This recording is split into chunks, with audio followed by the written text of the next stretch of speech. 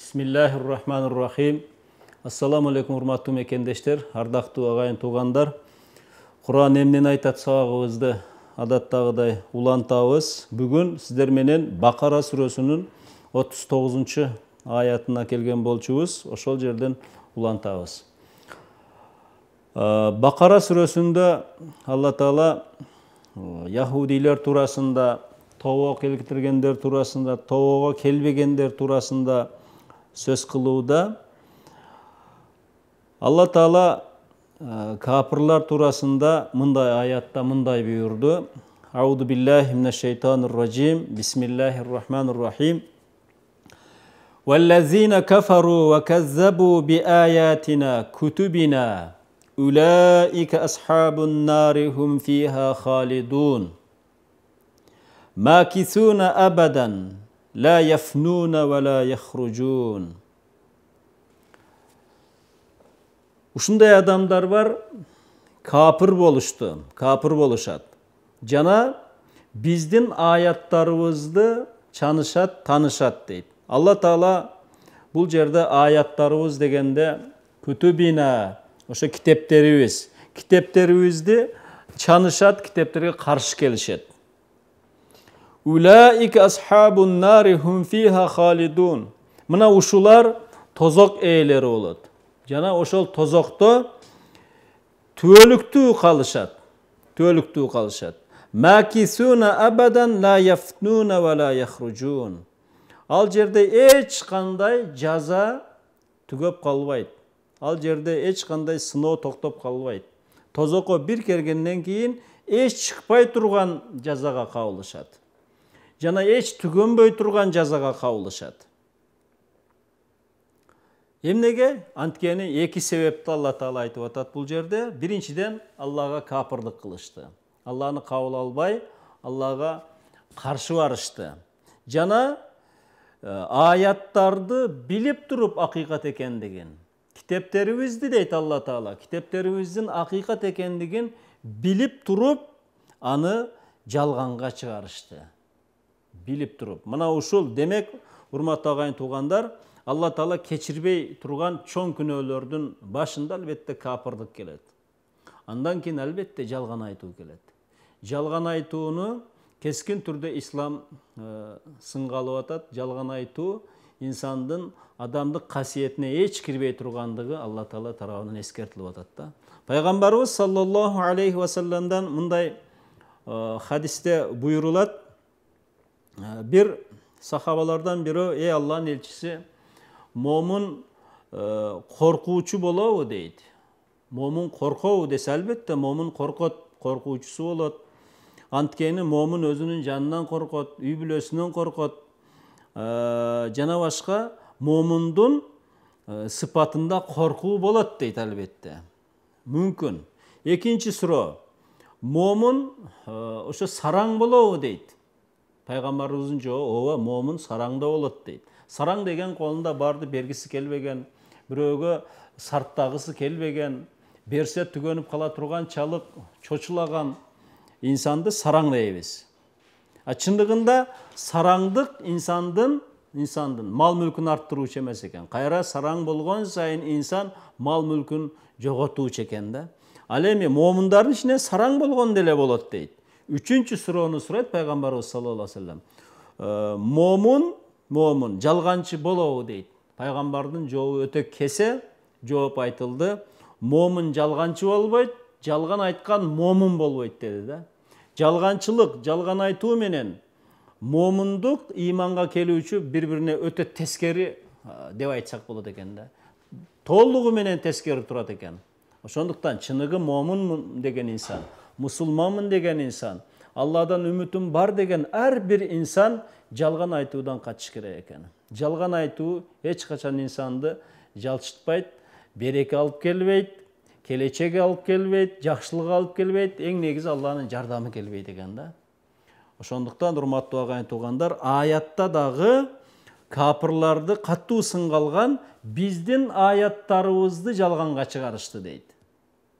Чындыгында билип турат, Алланын аяттары экендигин билип турат. Бирок ал дүйнө кызыкчылыгынан улам жалганга чыгарышып атат да. Булардын бара турган жайы тозок деди. Ал түбөлүктүү жай. Түбөлүктүү жай. Эч түгөбөй турган жаза берилет. Алар тилейт, ошо жаза бүтсө экен дейт. Алар тилейт, өлүм келсе экен бизде дейт. Бизге бирок Алла Таала өлүм да бербейт ага, ажал да бербейт. Ал түгөө дагы мүмкүнчүлүгү аларга насип болбойт экен да. Алла Таала мына ушундай жерлерден ар бир инсанды, ар бир момунду коргогон болсун деп дуа кылабыз. Я бани Исраил, аулади Яқуб. Мындан кийинки аятта Алла Таала буйурду, эй бани Исраил дейт. Исраил уулдары. Исраил уулдары деп Яқуб уулдары деп айтабыз. Яқуб алейхиссалам пайгамбарлардан болгон, Салих, таква пайгамбарлардан болгон. Ибрахим алейхиссаламдын пайгамбарлардын атасы болгон Ибрахим алейхиссаламдын уулу болуп эсептелет. Ошо Яқубтан Яхудилер деп, жөөттөр деп тарап кеткендиктен алардын бир ысмы Исраил, бир ысмы жөөттөр. Булар негизинен Яқубтун уулдары деп айтылат. Алла Таала аларга мындай аятта кайрылуу кылып атат. Эй Яқуб уулдары же эй Исраил уулдары. Узкуру ни'матияллати ан'амту алейкум. Мен берген жакшылыктарды силер эстегиле дейт. Ай ала абаикум минал инжаи мин фирауна ва фалқул бахри ва тазлилул гамам ва гайри залик. Кандай жакшылыктар? Муфассир Суюти бир канчасын бизге эскертип атат. Ушундай жакшылыктар Фираундун азабынан силерди куткардым эле дейт. Билесиздер, Муса алейхиссалам Бани Исраилга жиберилген пайгамбарлардан фараон аларга өтө катуу азаптарды берди. Аларды катуу кыйынчылыктарга түрттү. Натыйжада Алланын жардамы болуп, Азирети Мусанын коому болгон жөөттөр фараондон да куткаруу мүмкүнчүлүгүнө ээ болду. Силердин атаңар ушундай, бабаңар, чоң атаңар ушундай мүмкүнчүлүккө ээ болду дейт. Деңиз жарылып, Азирети Мусаны эрчиген коом куткарылып, фараондун коому деңизге чөгүп жок болуп кыйрап тукум курут болду. Алла Тааланын жардамы менен болду.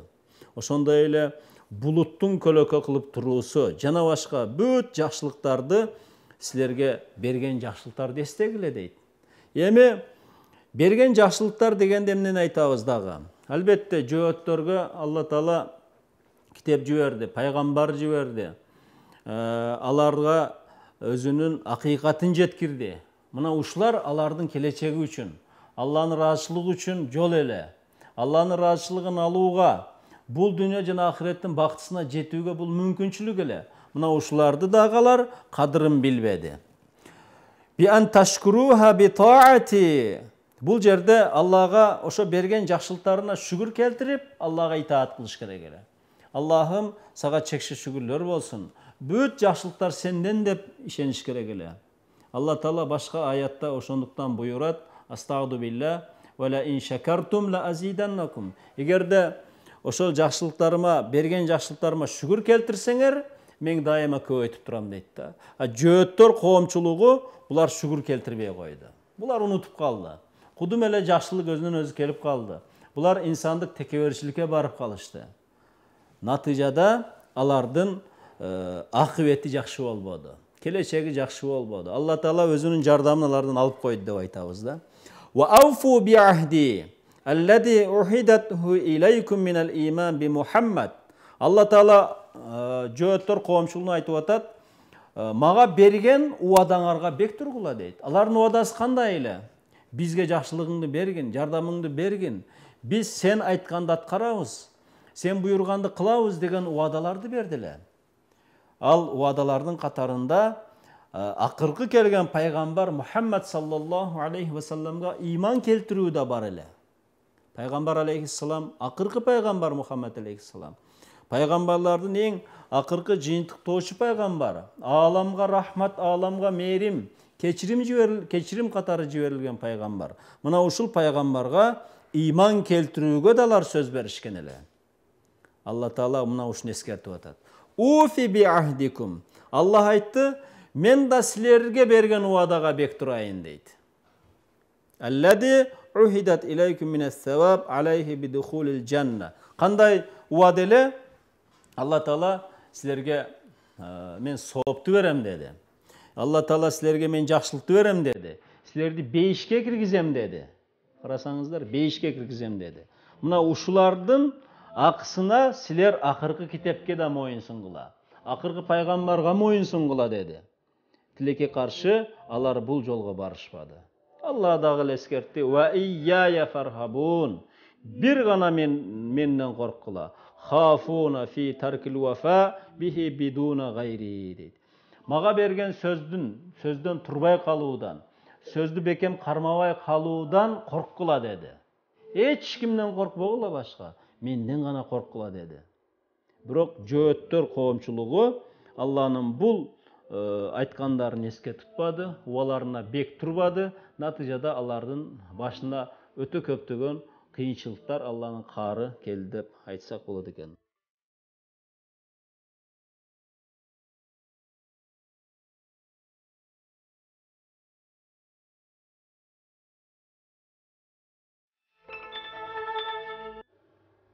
Bismillahirrahmanirrahim. Hurmatlı mekendeşler, sabahınızda ulantağız. Allah Taala Bakara suresinin 40. ayetinde buyurdu. Estağudu billah ve iyyaya farhabun. Menden gana korkula dedi.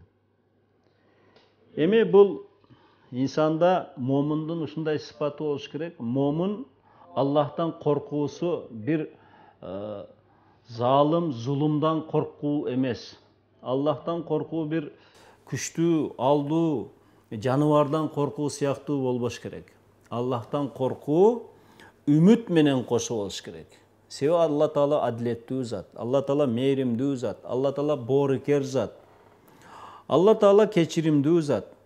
Бүт sizde her bir insan çöyrө бардыгы sizди таштап койсо дагы Allah Taala sizди таштабайт. Ata, ene, жақын туғандар insanı таштап койсо да Allah Taala таштабайт.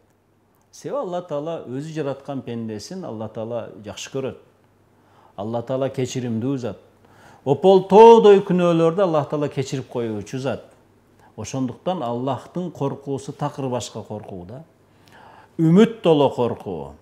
Allah'tan bir anın ululuğuna tayangan, anın жақшылығына, меримиге бөлөнгөн bir korku болуш керек деп айтабыз да. Болгон Allah Taala siz менен бизден эки нерсени, 2-3 нерсени эске алгыла деп атат. Allah'a karşı kelip Allah жоқ деп, al bir emes деп, Allah'a şerik koşup, şirk keltirip, жалгыздыгын инкар кылып каршы чыгып Аллахтын каарыга калбашыбыз керек. Андан кийин билип туруп жалган сүйлөп, берип туруп арамга барып, Аллахтын буйруктарын чамбашыбыз керек. Андан кийин албетте инсандардын каталары бар, кемчиликтери бар. Бул ката кемчиликтерди Алла Таала сурасаңыз кечирип коюучу. Сиз менен бизге Алла Таала өтө чоң мүмкүнчүлүк берип койду, тооба келтирүү мүмкүнчүлүгү. Чын ықластан Алла Таалага тооба келтирсеңиз, Алла Таала кабыл кылуучу. Чын ықластан жүрөгүңүз менен сурансаңыз, Алла Таала сизди угуучу. Анын жардамы сизге келгендигин кадимкидей сезилет. Кантип сезилет? Сиздин акыл эсиңиз тунуйт. Сиздин ой кыялыңыз тунуйт. Сиздин алдыңызда максат пайда болот. Эмнегедир бир үмүт пайда болот. Мына ушул бардык Аллахтын жардамы деп билиңиз да. Allah Taala bir eşigin cevap koysa söz ikincisini açıp koyot dep biliniz. Mına oşol ümit bolgonda Allah Taala'dan mına oşondoy korku, mına oşondoy ümit bolgonda Allah'ın jardamı sözsüz siz menen bizge bolot dep işenişibиз керек экен. Байланыш бар экен, кабыл алайлы урматтуу агайын туугандар, суроо бар экен, аха. Siz dua atыңыз. Ва алейкум ассалам ва рахматуллахи ва баракатуху. Men suroom mınabı acılık boyunca жақында Құдай бұйырса acılık болот. Ушул acılıktın farzların, vaciplerin bir aytып берип койсоңуз, быйыл барам деп ниет кылгандарга бир аз пайда болобу деген ойдо. Экинчи суроом Рамазандын өзгөчөлүктөрү, же болбосо Рамазандын бир аз пайдаларынан айтып берсеңиз деген. Рахмат, урматтуу bir тууганым. Туура буюрса мына Oroza ayı çıkkandan keyin 70 günden keyin acılık uaktısı kelet, parz uaktısı kiret. Bıyıldağın buyursa 4000'den aşık mekendештерибиз acıga baruga niyetlenүүдө. Acılıktın azırtadan baruучулар albatta kalыс niyet kılıp Allah'tan жакшынакай үмүттөрдү tilep чын ыкылас менен даярданыш керек.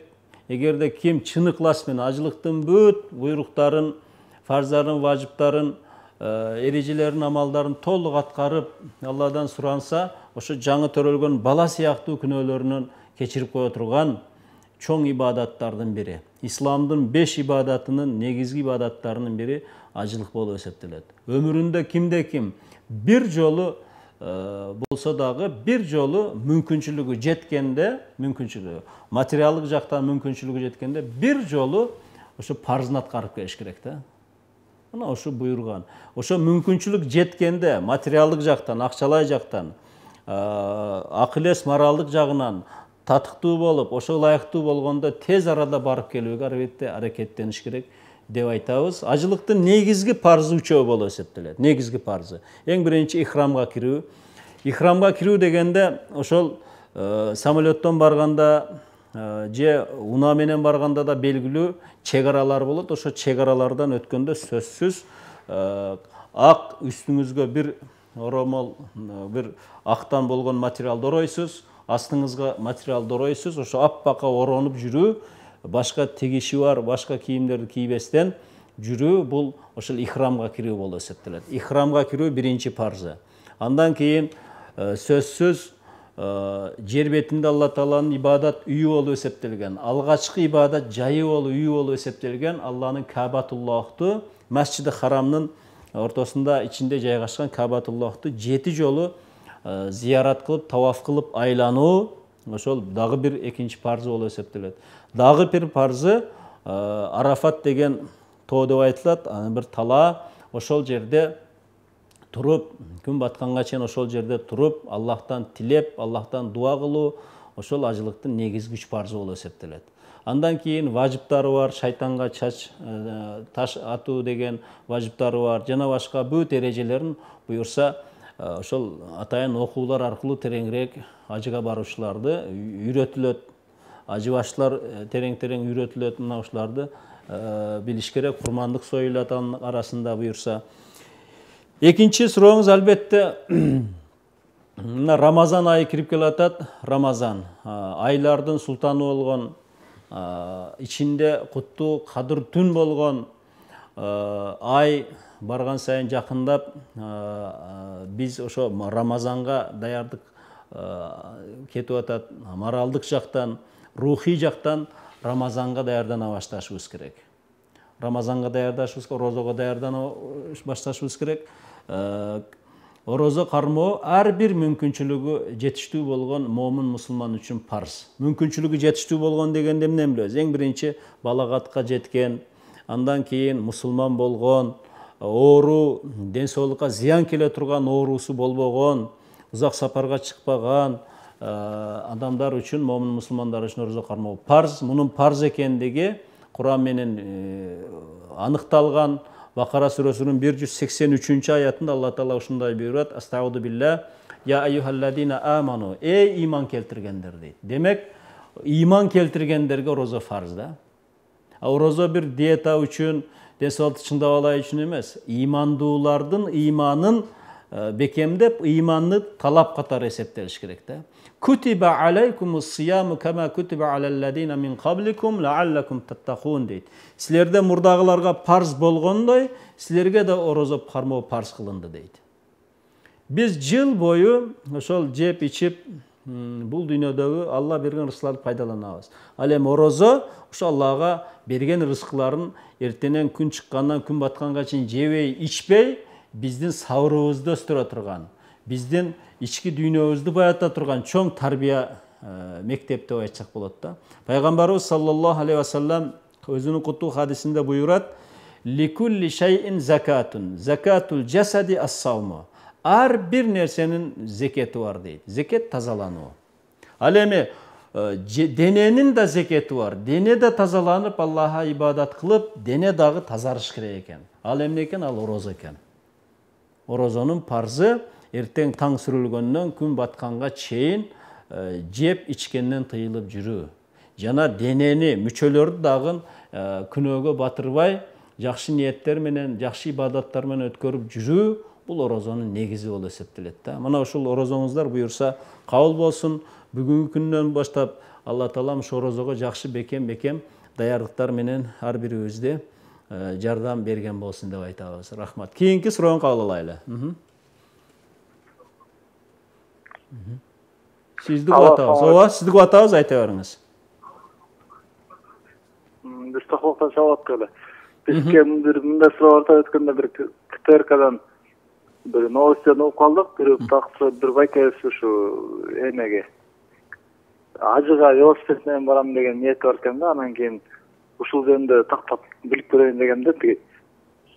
Эме кылсак ушу велосипед менен ажыга барса болобу? Анан өткөндө бир өйдөн да окуп калдым. Ушу ажыга 3 жыл барган кишинин мындай сообу чоңураак деген бир хадис бар дейт. Сообу кандай, кемирээкпи? Ушул хадис, ушундай хадис барбы? Ушу велосипед менен барса болобу деген шекси берейин дегем да. Сообу кемирээк болот деген ойду айттыңызбы? Алыстап кетти. Кайра айтсаңыз? Макул, түшүнгөндөй болдук. Буюрса жооп берейли. Ажылыкка баруу албетте бүгүнкү күндүн талабы толугу менен самолет аркылуу, учак аркылуу болуп эсептелет. Билесиздер, атайын дин башкармалыгы, мусулмандардын дин башкармалыгы муфтият тарабынан уюштурулуп, ажы умра бөлүмү бар. Ар бир аймактарда казыяттар, өкүлчүлүктөр аркылуу ажылык уюштурулуп, мына быйыл дагы ошол уюштурулуу даярдык иштери жүрүп атат. Ажы башчылар тандалып, алар чечилип бүткөндөн кийин окутуулар болот, ар бир өздөрүнүн группаларына окутуулар жүрөт. Толугу менен ушу самолет, учак аркылуу гана уруксат берилет. Жол коопсуздугун билесиздер. Азыр мурдагыдай унаңызга отуруп жеңил унаа менен эле барып келиш өтө кыйын. Жакынкы чыгыш өлкөлөрүндө акыбал жакшы эмес, чек аралар ал жакта тынч эмес, жол коопсуздугуна эч ким кепил болуп бере албайт. Мына ушундай Кудайым сактасын, тынчтыкты көбүрөөк тилейли. Бүгүнкү күнү мусулман коомчулугунда дүйнөдө өтө эле тынч деп айтууга болбойт да. Мына ушуларды эске алыш керек. Андан кийин албетте уруксаттар гана берилип, мүмкүнчүлүктөр алына турган болсо, ар ким ар кандай шарт менен аракет болот. Уруксат бүгүнкү күнү учак менен, самолет менен гана болот деп айтабыз. Эми экинчиден ажылыга бир жолу барып келүү парз, ар бир мусулман үчүн. Бир жолу барып келүү парз.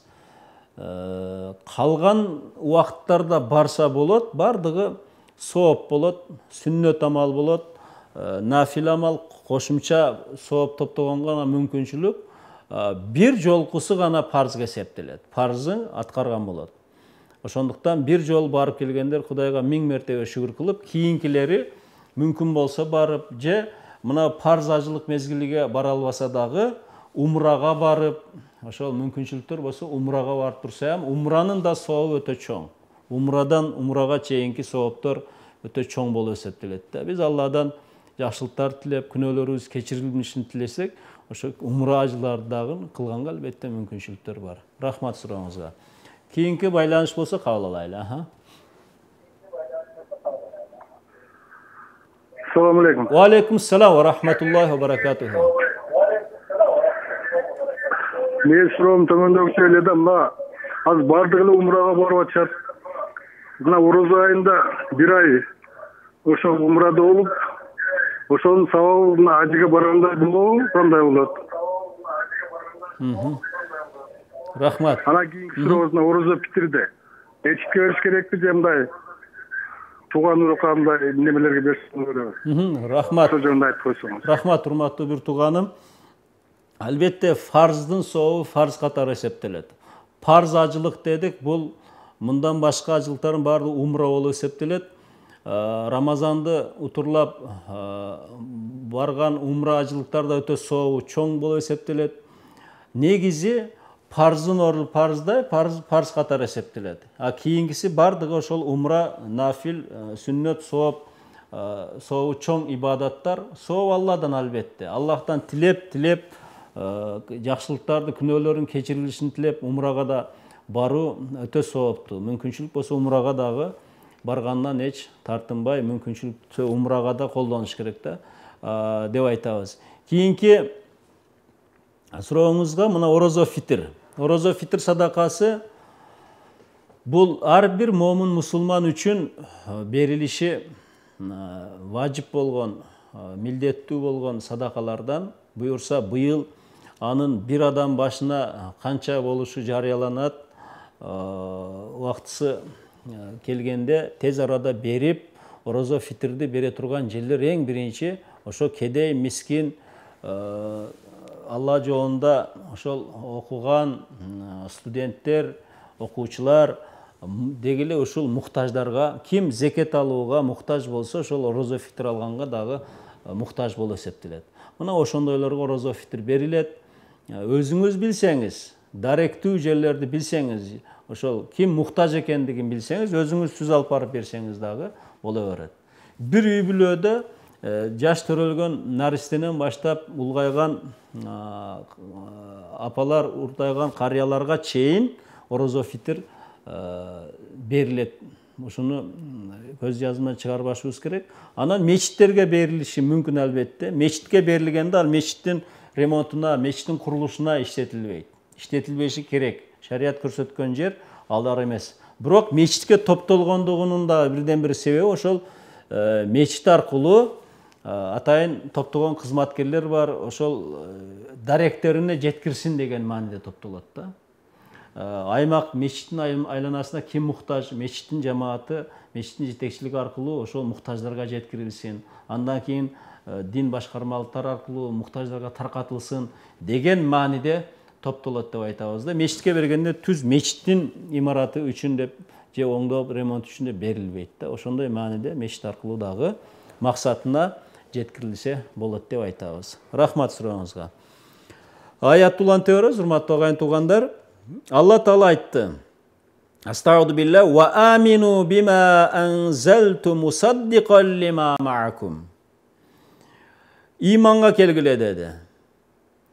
Бима анзалту, иман келтиргиле, мен түшүргөн минал Кур'ан, Кур'ан китеби иман келтиргиле дейт. Кур'аны Карим Аллахтан деп, ал Алланын сөзү экендигине иманга келгиле, ага ишенгиле деп Аллах буйруп атат. Мусаддикан лима маакум. Кур'аны Карим тастыктоочу катары келди. Силердин алдыңарда, силердин колуңарда болгон китептерди минат Таурат бимуафакатихи лаху фит таухиди ван нубува. Азирети Муса алейхиссаламга Алла Таала Тауратты жиберди. Ошол Таурат китебинде, Инжил китебинде дагы Алланын жалгыз экендиги айтылган. Таухид ишеними, Аллахтан башка эч кандай илах жок, Алланын шериги жок, Аллах жалгыз кудуреттүү зат деген Алланын улуулугун таныткан таухид бар эле ошол китептерде дагы. Ошондой эле пайгамбарга ишенүү, акыркы пайгамбар келерине кабар берүү, ага ишенүү бар эле. Кур'аны Карим мына ошону тастыктоочу катары келди. Кур'аны Карим өзүнө мурда келген Аллахтан келген илахи китептерди жокко чыгаруучу болуп келбеди. Ошонун ичиндеги маалыматтарды тастыктоочу болуп келди. Пайгамбарлардын жолу бир экендигин айтат пайгамбарыбыз саллаллаху алейхи вассалам. Өзүнүн куттуу бир хадисинде ушундай буйрат: биз пайгамбарлар түрдүү мезгилдерде жашаган бир доордун балдары сыяктуубуз дейт. Демек, пайгамбарлардын жолу Адам алейхиссаламдан Мухаммед алейхиссаламга чейинки жол бир жол болуп эсептелет экен да. Бир жол. Ар бир пайгамбар өзүнүн мурдагы пайгамбарларды тастыктаган. Ислам дининде дагы биздин акыркы динибиз болгон ислам дининде Мухаммед саллаллаху алейхи вассаламдын дагы жолунда өзүнө мурдагы пайгамбарларга ишеним келтирүү бу ишеним негиздеринен болуп эсептелет. Аманту биллахи ва малаикатихи ва кутубихи ва русулихи. Алланын жиберген китептерине кандай ишенсек, Аллахтың пайғамбарларына дагы ошондой ишенебиз деп эми Алла Таала айтты. Мына ушул Куранга силер иманга келгиле деди. Куранга ишенгиле деди. Куранды кабыл алгыла деди. ولا تكونوا أول كافر به من أهل الكتاب لأن خلفكم تبع لكم فإثمهم عليكم deydi. Силер Куран келгенде ал Куранга эң биринчи каршы чыккандардан болбогула. Айрыкча ахли китапка айтып атат. Ахли китап дегенде жөөттөргө, христиандарга айтылып атат. Себеби алар ахли китап, аларга убагында китеп келген. Мына ошол силер менен мусулман жолу, ислам жолу бир жол экендигин Алла Таала эскертип атат. Силер бирок тилеге каршы биринчилерден болуп каршы келбегиле. Биринчилерден болуп ага Куранга каршы чыкпагыла деп атат. Силердин артыңардан кеткен элдер, силерди ээрчигендердин күнөөсү силердин мойнуңарга деп атат. Көрдүңүздөрбү? Демек, инсан айрыкча дин адамдары, алардын дин адамдары дагы туура ишеним кармабаса, туура иман жолун тандабаса, аларды ээрчигендердин да күнөөсү силердин мойнуңарга деп атат да. Айрыкча бул ошол ахли китап дин адамдарына акыйкатты билип туруп жашыргандарга эскертүү катары Алла Таала айтып атат десек болот экен да. Байланыш бар экен, кабыл алайлы. Алло. Сизди угуп атабыз, айта бериңиз. Алло. Угуп атабыз, ооба. Саламатсызбы? Саламатчылык. Мен башынан көрбөй калдым. Орозо питир боюнча суроо берейин дедим эле. Рахмат. Урматтуу. Боюнда бар адам дагы эсептелеби? Жок. Орозо питир бергенге. Жок, төрөлгөн наристенин. Боюнда эсептейбизби? Мисалы үчүн боюнда бар аял болсо, боюнда. Жок, төрөлгөн наристенен баштап эсептелет. Көз жаргандан кийин төрөлгөн наристенен баштап орозо фитир анын да атынан берилүү эсептелет. Андан кийин орозо фитирди берүү, албетте анын канчадан берүү жарыясы чыгат, муфтият тарабынан белгиленип, атайын жарыя билдирүү берилет. Азыр орозо фитирдин өлчөмү, көлөмү айтыла элек. Ошондуктан бирок орозо фитир берүүгө даярданып, уга келгенде сөз учурунда бериш керек. Бере турган жерлерде айттык, кедей, мискин, муктаж болгондордун ар бирине орозо фитир берсе болот деп айтабыз. Орозо фитирлерди дагы Алла Таалам кабыл кылган болсун деп айтабыз. Рахмат сурооңузга. Аят улантайлы. Алла Таала буйурду: "Вала таштару тастабдилу би аяти аллати фи китабикум мин на'ти Мухаммадин саманан қалилан عوضا يسيرا من الدنيا أي لا تكتموها خوف فوات ما تأخذونه من سفلتكم." Allah Taala ayatta buyurdu: "Menin ayattарымды az bir пайдаға, az акчага алмаштырып койбогула" dedi. Бул жерде эмнени айтып атат? Бул жерде Алла Таала силердин китебиңерде дейт, ахли китап жөөттөргө, христиандарга эскертүү айтылып атат. Айтылып атат, силердин китебиңерде Мухаммад саллаллаху алейхи ва салламдын келери, анын сыпаттары айтылган болчу. Тилекке каршы силер дүйнөдөгү кызыкчылыктарды эске алып, унутуп коюп атасыңар, же алмаштырып коюп атасыңар дүйнө пайдасына деп атат. Силер өзүңөрдөн кийинкилердин пайдасын көрүп атасыңар.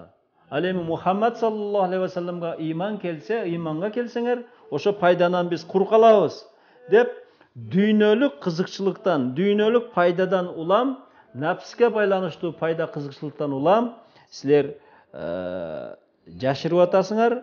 Натыйжада Алланын аяттарын аз бир акчага алмаштырып коюп атасыңар деп Алла Таала эскертти.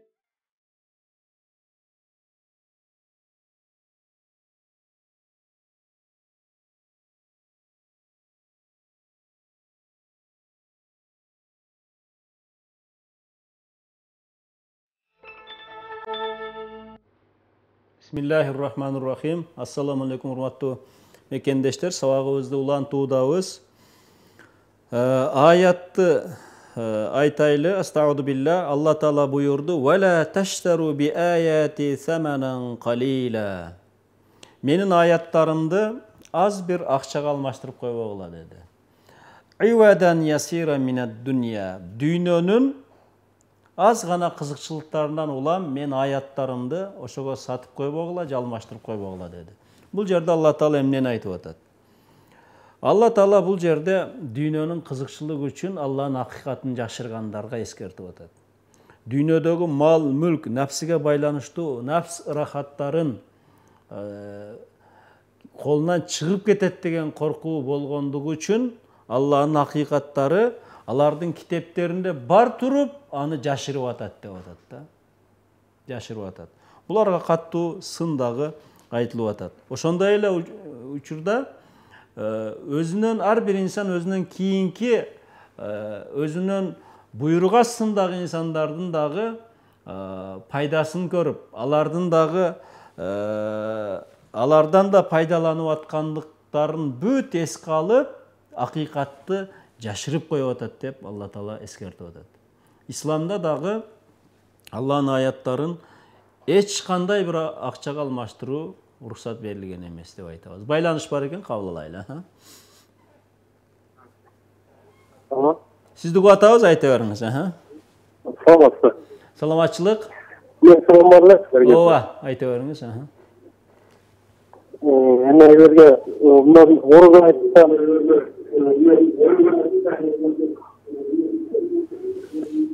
орозодо мендерге акча берсе болобу деп сурап атам. Биздин айылда жаман көп эле.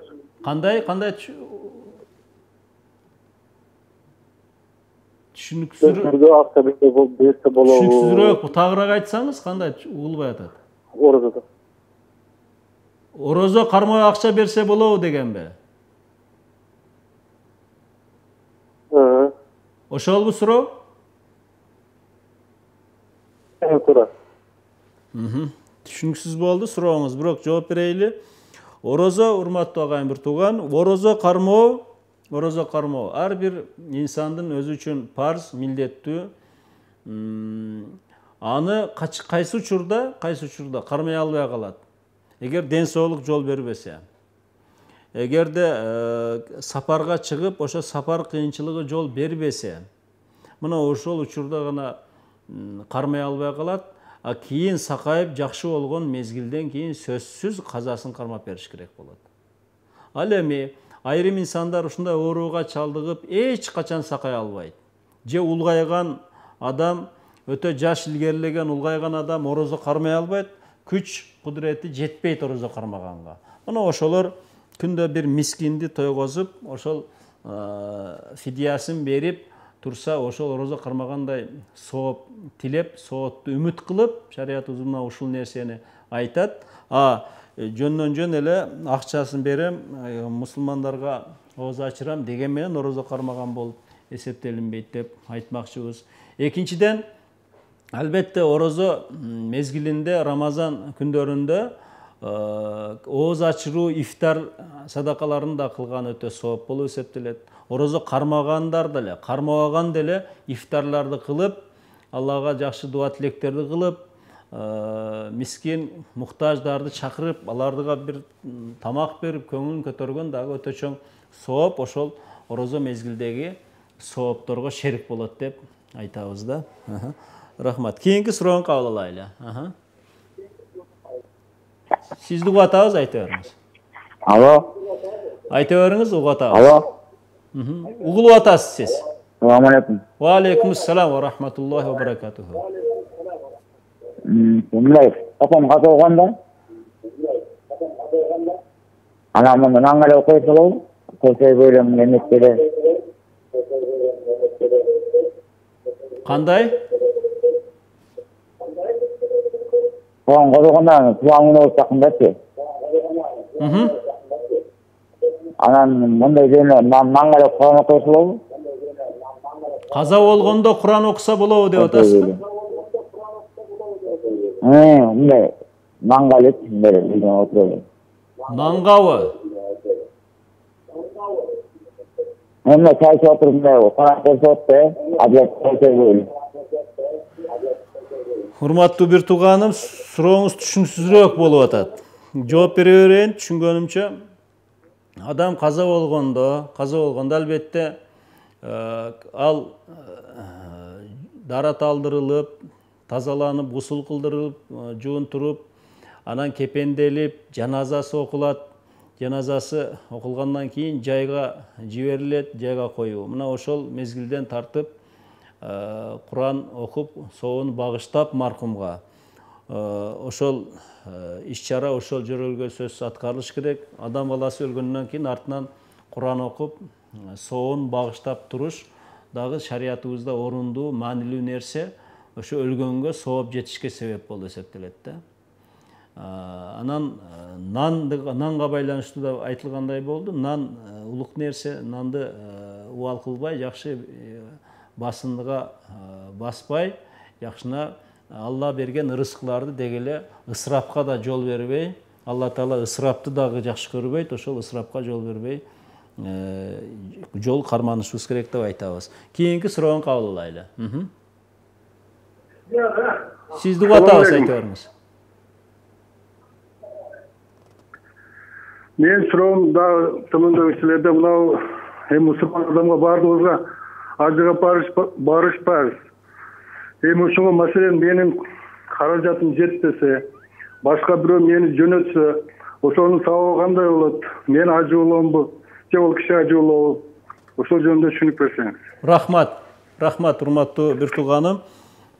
Албетте, өзүңүз бара албай, каражатыңыз толук жетпесе, ошо каражаттан жардам берип жиберсе, сиздин ажыңыз ажы болуп эсептеле берет. Сиз ошол ажыга жиберген дагы өтө чоң соопко ээ болуп атат. Ошол ажыга жибергендиги үчүн, каражатын ошо жакшы ибадатка деп жардам катары бергендиги үчүн, анын да өтө сообу, өтө кайрымдуу, жакшы сооптуу иш болуп эсептелет. Сиздин дагы ажылыңыз ажы катары толук эсептеле берет. Шариятыбызда бул ажы болбойт деп эч кандай чек жок. Толугу менен ажы катары эсептеле бересиз. Ошол кайрымдуулук кылган адам дагы сооптон құр калбайт. Сиздики да өзүңүзгө ажы катары эсептеле берет деп айтабыз. Алла Таалам ошол кандай болсо да, ошо жардам кайрымдуулук болсо да, кайрымдуу жолу менен болсо дагы ажыга баргандардын ажыларын кабыл кылсын деп айтмакчыбыз. Алла разы болсун. Кийинки аятты улантайлы. Астагфирулла. Байланышты кабыл алайлы андан мурда. Угатабыз сизди.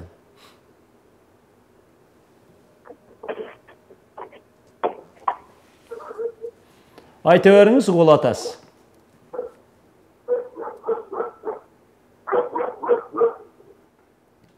Сүйлөй бериңиз, сизди угатабыз. Assalomu alaykum. Алло, assalomu alaykum. Ва алейкум ассалам ва рахматуллахи ва баракатуху. Менде мындай суроом бар эле да. Айта бериңиз. Мен ата-энем кайтыш болуп кеткен эле. Баамда пешин туфтан намаздарында 2 рекет намазды кошулууга багыштайм. Ошол туурабы кандай жолдор бар ошондой багыштай турган, кандай жардам бере алабыз бул дүйнөдөн ата-энебизге? Рахмат, урматтуу бир тууганым. Ата-энеңизди Алла Таалам бейишинен орун берип, күнөөлөрүн кечирген болсун. Балдардын ошол ата-энеге кыла турган жакшылыгы кайтыш болуп кеткенден кийин. Пайгамбарыбыздын куттуу хадиси бар. İnsan өлгөндөн кийин дүйнөдөн амалы үзүлөт. 3 нерсе аркылуу амалга, жакшылыктарга жетип турат дейт. Ошонун бирөөсү жакшы салих перзент, артынан Куран окуп, ар бир намаз окугандан кийин намаздын артынан дуа кылып, дуа соовун ошол маркумга багыштап турса, она ошол жетүүчү болуп эсептелет. Мына ошол ата-энеге сооп катары жетүүчү болуп эсептелет. Экинчиден ата-эне таштап кеткен жакшы керес сөздөр, жакшы Аллага жаккан осуяттар, мына ушуларды улантып, ата-эненин дагы айткандарын улантып бул дүйнөдө кылып туруп, ал жакшы иштерди кылгандан кийин дагы Аллага дуа кылып, соовун ата-энеге багыштап турса, өтө сооптуу болуп эсептелет. Андан кийин албетте ата-эне жакшы илимий эмгек таштап кеткен болсо, аларды окуп, илимий иш таштап кеткен болсо, Аллага жаккан илим жолун таштап кеткен болсо, аларды да улантып, таштабай, соовун, ошо жакшылыктардын соовун Аллага багыштап, Алланын атынан ошол ата энеге багыштап, Алладан дуа тилек кылып турса, ошо сообу жетүүчү болуп эсептелет да. Рахмат сурооңузга. Уланте өрөйлү, урматтуу агайын туугандар. Байланышты кабыл алайлы. Сизди угуп атабыз, айта бериңиз. Алло. Угуп атабыз сизди. Алло, саламатсызбы? Саламатчылык. Мен эмеде суроо берейин деп аттым. Гусул албай ооз бекитсе болобу? Суроону берейин дедим. Рахмат. Рахмат, урматтуу агайын бир тууган.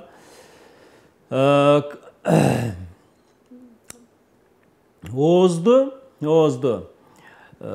бекитүү деген ошол негиз орозо кармоонун парзында таң алгачкы таң сүрүлөрдөн эле оозду бекитиш керек да.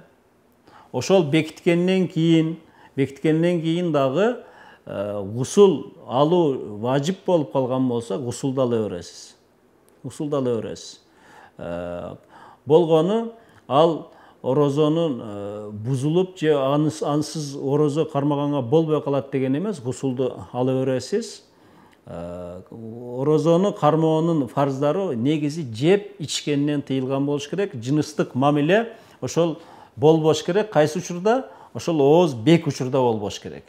Ооз ачылган учурда, таң сүрүлөрдөн мурда гусул алынбай кечигип кеткен болсо, кийин убакытта деле гусулду сөз салыш керек. Бул ошо күнгө орозого зыяны тийбейт да.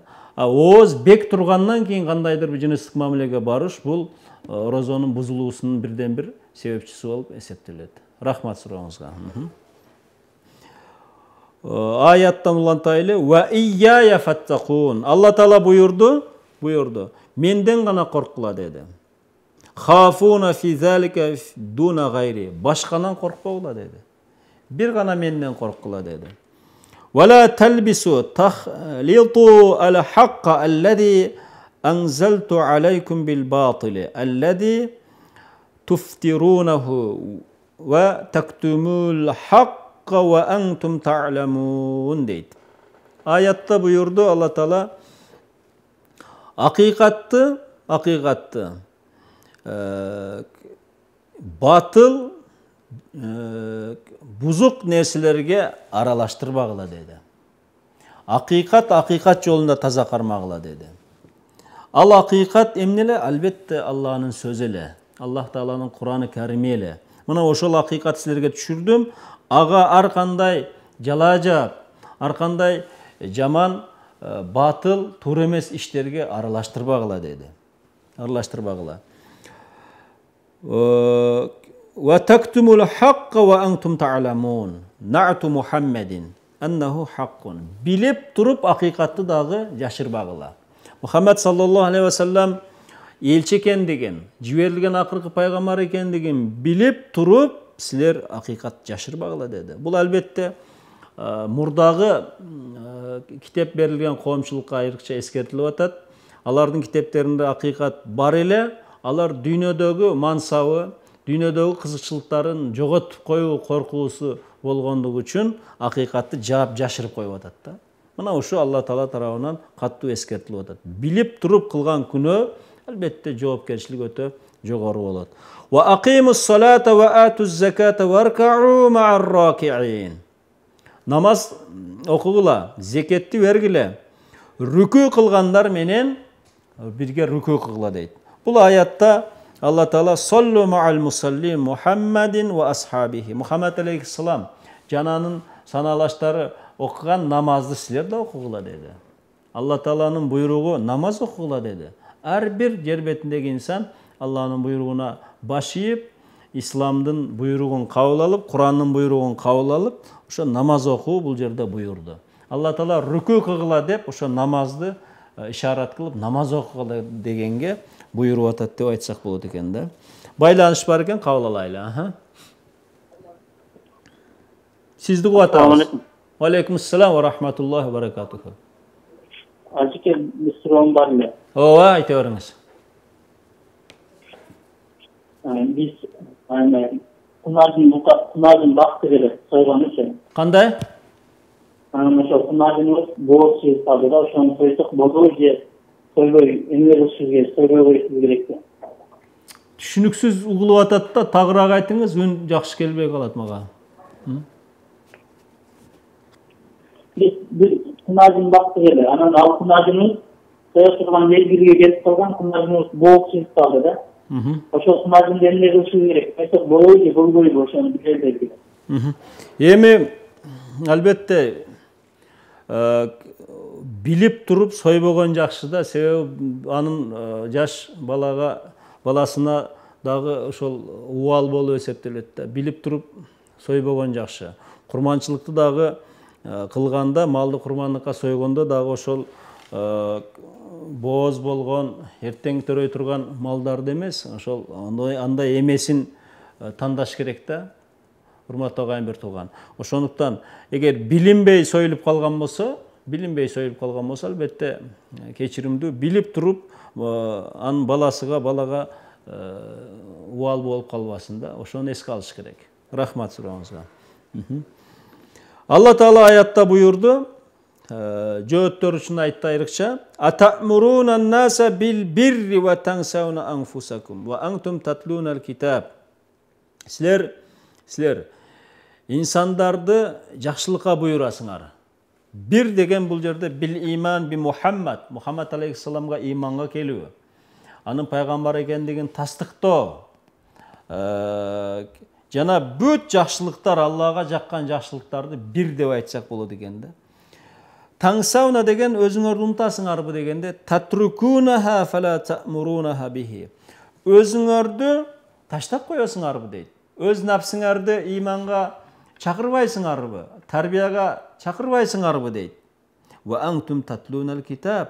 Силер китеп окуп туруп муну жасап атасыңар дейт. Ал китеп эмне деген? Ат-Таурата ва фихал ваид ала мухалафатил каули ал амала.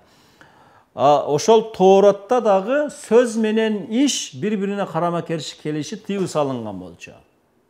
Сөз менен иш бири-бирине карама-каршы келбеш керек эле. Силер сөздө иманга келип, сөздө жакшы нерселерди айткан болсоңор, ишиңер да ошону менен төп келсин деп атат. Афала таакилун. Эч акыл калчабайсыңарбы дейт Алла Таала. Бул жерде мындай окуя болду. Христиан жөөттөрдөгү дин адамдары Мухаммад саллаллаху алейхи ва салламды, исламды акыркы дин, Куранда акыркы китеп, пайгамбарды акыркы элчи экендигин билип турушкан. Жана өздөрүнүн ошол туугандарына, мусулманчылыкты кабыл алган туугандарына дагы айтышкан анын чыныгы пайгамбар экендигин. Бирок өздөрүнө келгенде өздөрү амал кылбай атышат. Өздөрү кабыл алышпай атат. Сөз менен башканы буйруп атат, иш менен өздөрүгө дагы таасирин бербей атат да. Мына ушуну Алла Таала айтып атат. Силер айткан сөзүңөр менен ишиңер дал келиш керек. Тилиңерден чыккан жакшы тилек силерге да өзүңөргө да таасирин бериш керек деп атат. Вастаину бис-сабри вас-сала. Алладан жардам сурагыла, сабырдуулук менен жана намаз окуу менен Аллахтан жардам сурагыла деп атат. Ва иннаха лакабиратун илля алал хашиин. Намаз окуу албетте бир гана Аллахтан корккондорго жеңил, бир моюн сунгандарга жеңил ибадат. Аллахтан коркпогон, Аллага моюн сунбагандарга намаз окуу дагы оор келет деп аятта бизге буйруп атат. Аллазина yazуnnуна юқинуна аннахум мулақу раббихим бил баъси ва аннахум илейхи раджиун. Момундар ушундай инсандар, алар Рабтарына, ошол Аллахка, жаратуучусуна жолугууга, өлгөндөн кийин тирилип, аны менен көрүшүп жолугууга сөзсүз ишенишет. Ага кайтып барууга сөзсүз ишенишет. Фил ахирати фаюжазихим. Ахиретте Алла менен жолугуп, Аллахка кайтып, эсеп кысап болуп, акысы алынарына сөзсүз бекем ишенишет. Я бани Исраил, азкуру ни'мати аллати ан'амту алейкум ва анни фаддалтукум алал аламин. واتقوا لا تجزي نفس عن نفس شيئا ولا تقبل منها شفاعة ولا يؤخذ منها عدل هم ولا هم ينصرون deydi. Allah Taala buyurdu. İsrail oğullarına, Yakup oğullarına, cöğütlerine daha kayrılуу болду. Ey İsrail уулдары, мен берген нимат жакшылыктарымды эстегиле. Ушундай жакшылыктар силерге берилди. Бишшукри алейха би таати. Аны эстегиле дегенде Алла Таала ошол моюн сунуп, ибадатка келип, шүгүр келтирип, мына ушинтип эстегиле деп атат да. Алла Таала буйурду дагы силерди ааламга артыкчалыктуу кылып койдум эле дейт. Ай абаикум, силердин атаңарды артыкчалыктуу кылып койдум эле дейт. Артыкчалыктуу кылуу дегени Алла Тааланын артык кылуу дегени İsrail уулдарына Алла Таала пайгамбарларды жиберди, китеп берди, хидаятты көрсөттү. Мына ушул алардын артыкчалыгы эле. Тилеки каршылар бул берилген мүмкүнчүлүктөрдү өздөрүнүн жеке керт баш үчүн insanlardan biz ulukbuz. Biz adamzatın en ak söğüz. Biz adamzatın en arusuz degen tekeverçilikке barıp, başkalardı özlerinden pas koyup, mına uşunday Allah'a şerik koşup, buyruqtardı kabul albay, Allah'a arkanday amal köylük kılуу jollarını ötüp ketişti. Mına oşonduktan Allah Taala bulara kattуу kaarın berip eskertti dep aytsak bolot eken. وَاتَّقُوا لَا تَجْزِي نَفْسٌ عَنْ نَفْسٍ شَيْئًا هُوَ يَوْمُ الْقِيَامَةِ. Hiçbir adam başka bir adamga bir nerse bere albay turgan gün kıyamet gününden korkula deydi. Hiç kimge bir nerse bere albaydı. وَلَا تَقْبَلُ مِنْهَا شَفَاعَ. Hiç kim başkadan kandaydı bir jardam albaydı. Anın şafaatına jete albaydı, jardamına jete albaydı. Mına oşol günden korkula. وَلَا يُؤْخَذُ مِنْهَا عَدْلٌ وَلَا هُمْ يُنْصَرُونَ. Hiç kim bir akı tölöp kutkarıla albay turgan günden korkula deydi. وَلَا هُمْ يُنْصَرُونَ. Hiç kim jardam bere albaydı alarga. Mına oşol günden korkula. يَمْنَعُونَ مِنْ عَذَابِ اللّٰهِ. Kanday jardam? Allah'ın azabından kutkarılıp kalıusu üçün hiç kanday jardam bere albay turgan günden korkula deydi. Bir gana jardam bolot al күнү bekem карманган ишенген иманы, кылган амалы, бул дүйнөдө топтогон сооптору мына ушул гана өзүнө ахиретте таразасына оор басып, мына ошол ахиретте өзүнө шерик болот экен. Бул дүйнөдө Аллах деген курк албайт. Аллахка ишенип, пайгамбарына ишенгендер сөзсүз Аллахнын ырайымына дуушар болот деп айтсак болот экен. Урматтуу агайын туугандар, ушул жерде сабагыбызды жыйынтыктай турабыз. Буюрса кийинки сабагыбызда 48ден кийинки аяттардан улантабыз. Алла Таалам ар бириңиздердин өңүңүздөргө жакшылык берсин, тынчтык, береке берсин. Ар кандай апат, кырсыктардан Аллахым өзү коруган болсун. Келе жаткан Рамазан айыңыздар куттуу болсун. Ар бириңиздерге Алла Таалам орозо кармаган, амал кылуучулардан кылган болсун деп Dostlaşıyoruz. Esselamu aleyküm ve rahmetullahi ve berekatuhu.